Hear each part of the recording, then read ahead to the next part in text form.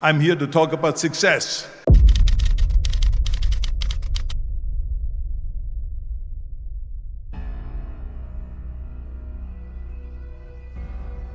The first rule of success is to have a vision.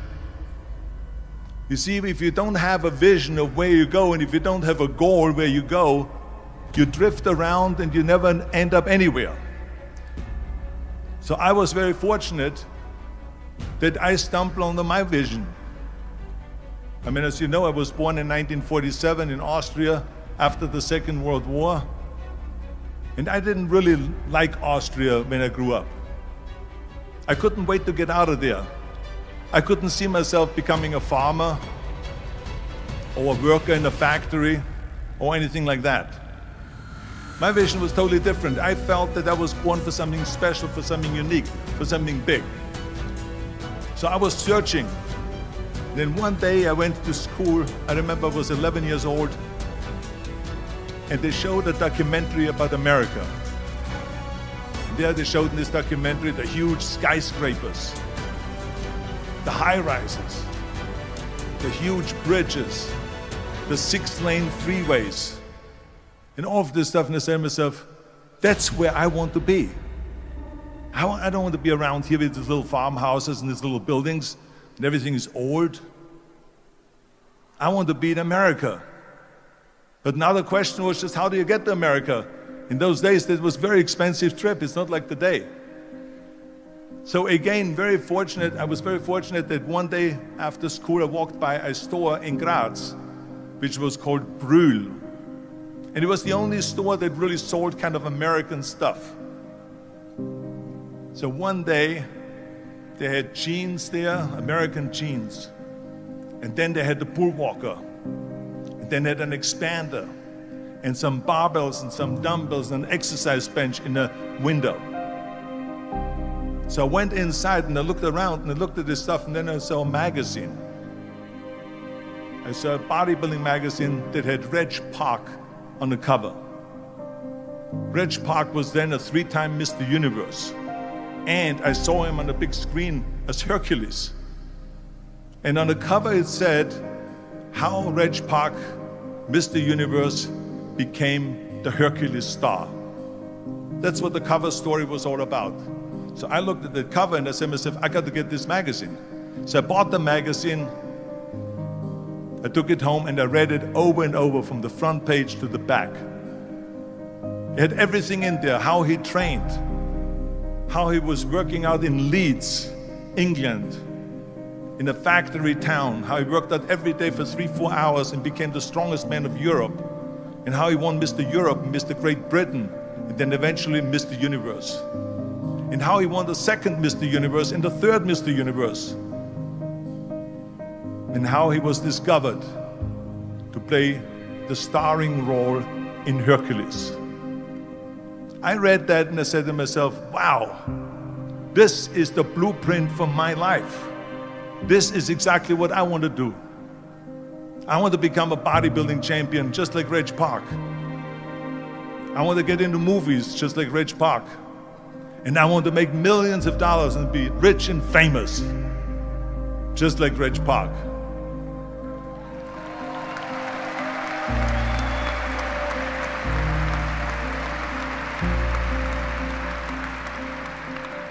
Do you know how great it felt that I knew where I was going?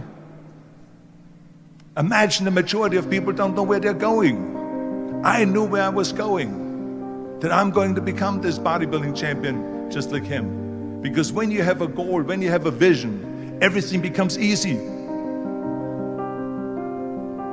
74% hate their job in America. Now, there's not much different when you come to Europe. The majority of people don't like what they're doing because they're really not doing it because they didn't have a goal and they followed this goal. They just aimlessly drift around, and then all of a sudden there's a job opening, so they get that job because you have to work. But then when you work, it's a chore. It's work. It's not fun.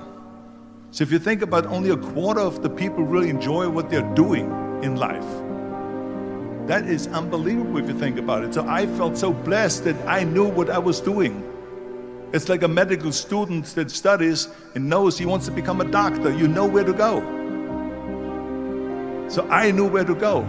So people always ask me, when they saw me in the gym in the pumping iron days, they said, why is it that you're working out so hard? 5 hours a day, 6 hours a day, and you have always a smile on your face. The others are working out just as hard as you do, and they look sour in the face. Why is that? And I told people all the time, I said, because to me, I'm shooting for a goal. In front of me is the Mr. Universe title. So every rep that I do gets me closer to accomplishing that goal, to make this goal, this vision turn into reality. Every single set that I do, every repetition, every weight that I lift will get me a step closer to turn this goal into reality. So I couldn't wait to do another 500-pound squat. I couldn't wait to do another 500-pound bench press. I couldn't wait to do another 2,000 reps of sit-ups. I couldn't wait for the next exercise, for the next half hour of posing and all the kind of things that you have to do to be a champion.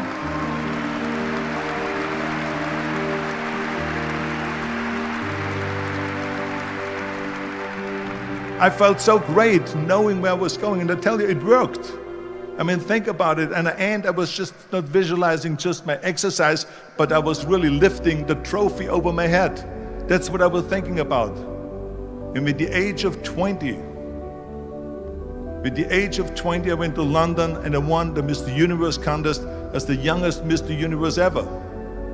And it was because I had a goal.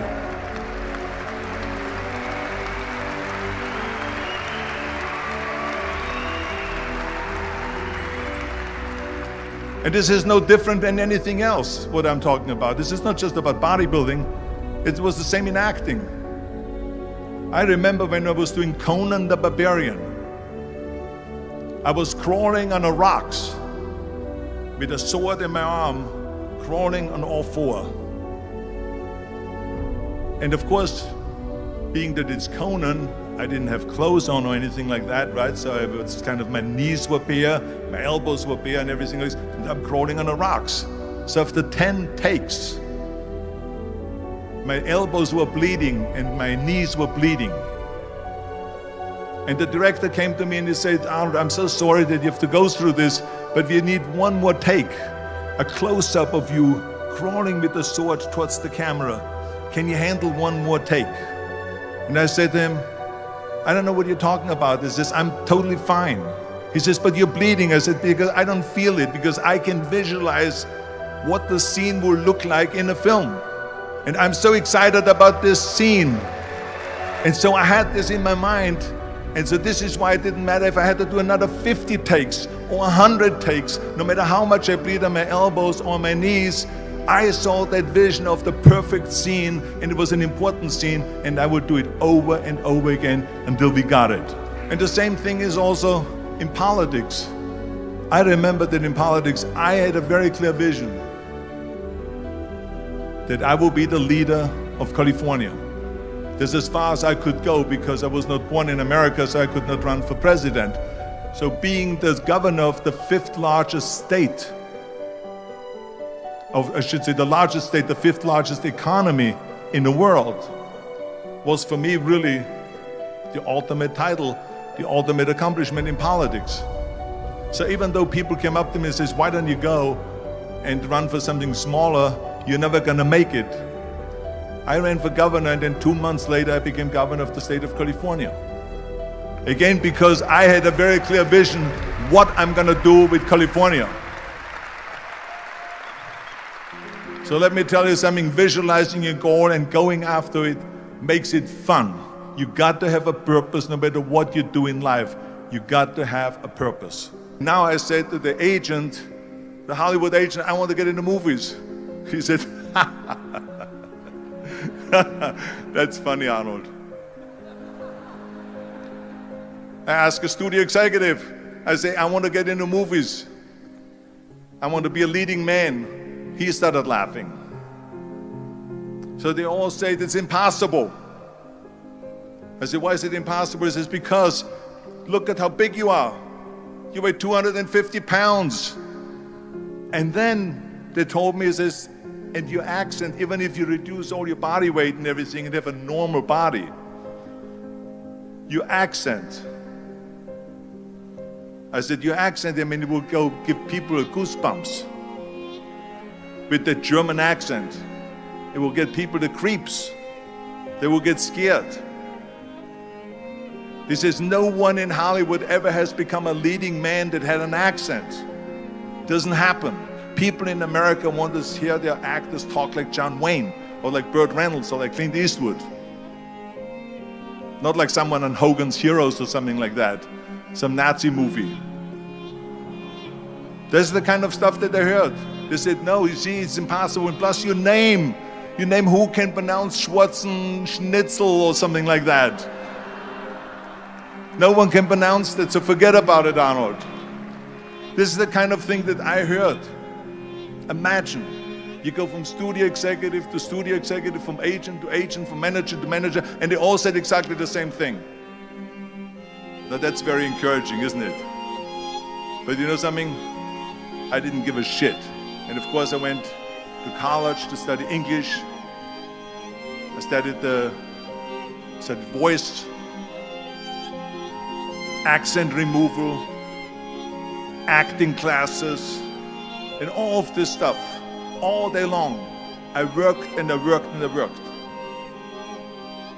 And within a short period of time, I made one movie called Hercules in New York, which of course went right into the toilet.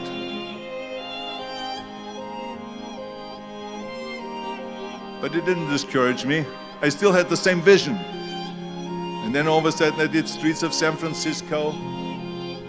I did Stay Hungry and Pumping Iron and The Villain. And then all of a sudden I was asked by Dino De Laurentiis and by Universal Studio, the biggest studio, to star in Conan the Barbarian. And after I did Conan the Barbarian, the director at the press conference said to the press, the director was John Milius. He said to the press, if we wouldn't have had Arnold, we would have had to build one. So think about that.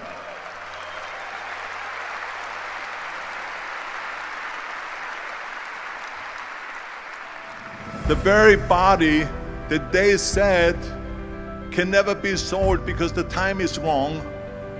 A few years later, I'm doing Conan the Barbarian, and it was the #1 hit at the box office when it came out in the summer of '82. Think about that. And the director says, if we wouldn't have had his body, we would have had to build one. So all of a sudden, my body became an asset, not a liability. And the same thing was with Terminator. After we were finished filming Terminator, Jim Cameron said to the press, if Arnold wouldn't have had that accent and talked like a machine, I think the movie wouldn't have worked. So think about that. The body and the accent that they attacked was an asset.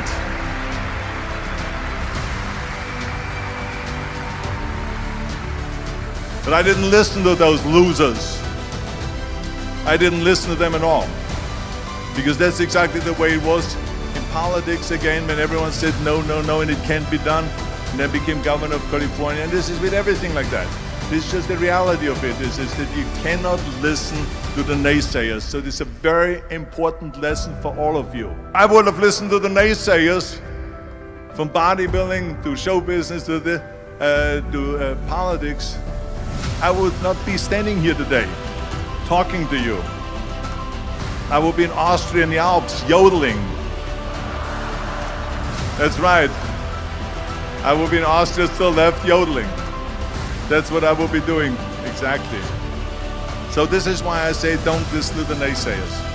And the next thing, the third point that I'm gonna make to you is work your ass off. There is no magic pill. There is no magic out there. You cannot get around, you have to work and work and work, I can tell you. So it's work. And it drives me crazy when people say that they don't have enough time to go to the gym for 45 minutes a day and work out. Or to do something for 45 minutes to an hour a day to improve. if it is physically improve or if it is mentally to improve. Imagine you read 1 hour a day about history. How much you will learn after 365 hours in 1 year. Think about if you study about the history of musicians, of composers, how much you would know.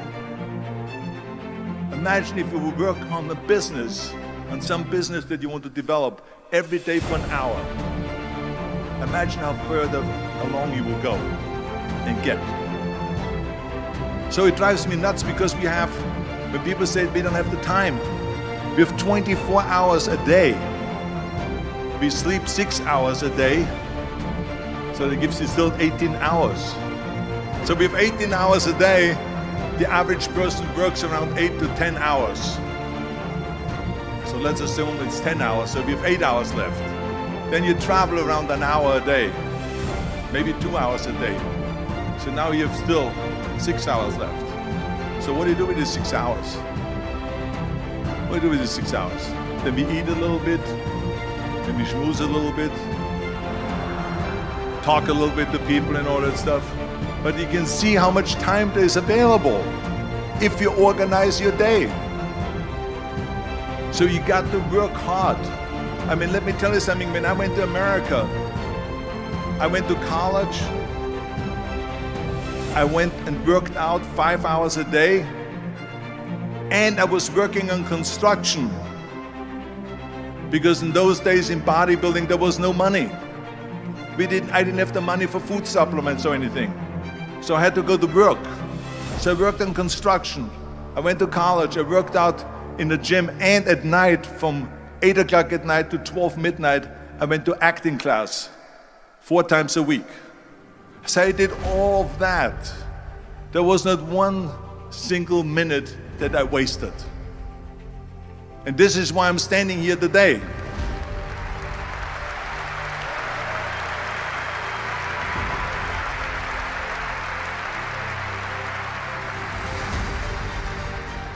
I became very friendly with Muhammad Ali in the 70s. And Muhammad Ali worked his butt off. And I saw it firsthand. And I remember that there was a sports writer that was there in the gym when he was working out and he was doing sit-ups. And they asked him, how many sit-ups do you do? And he said, I don't start counting until it hurts. Now think about that. He doesn't start counting his sit-ups until he feels pain. That's when he starts counting. That is working hard. And so you can't get around the hard work. It doesn't matter who it is. As a matter of fact, I believe what Ted Turner said, work like hell and advertise.